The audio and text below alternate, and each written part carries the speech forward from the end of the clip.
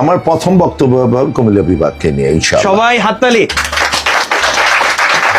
টিপু চৌধুরী, আপনাকে একটু বলছি, আপনি আমাদের অত্যন্ত কাছের প্রিয় মানুষ। নির্বাচন হয়ে গেছে, আমাদের প্রিয় নেতা শহীদ রাষ্ট্রপতি জিয়া রহমানের সুযোগ্য সন্তান জনাব তারেক রহমান এখন প্রধানমন্ত্রী হয়েছে।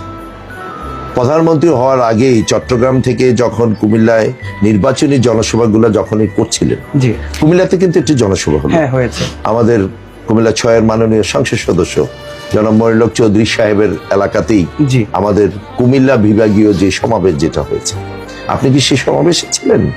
আমি সমাবেশে থাকতে পারিনি, তবে আমি আপনার বক্তব্যটা শুনেছেন। আমি সেখানে কি বলেছি নিশ্চয়ই আপনি অবশ্যই শুনেছেন। আমাকে একটি কথাই সেখানে ছিল যেটা আপনারা উদ্যোগ নিয়েছেন। আমি সেখানে বলেছি কুমিল্লার নামে কুমিল্লা বিভাগ করতে হবে।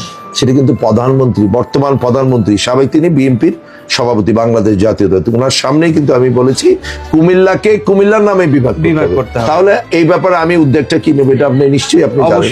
আর এর মধ্যে আপনি জানেন কুমিল্লা 6 থেকে আমি কুমিল্লা জেলা বিএনপির মেম্বার সেক্রেটারি ছিলাম।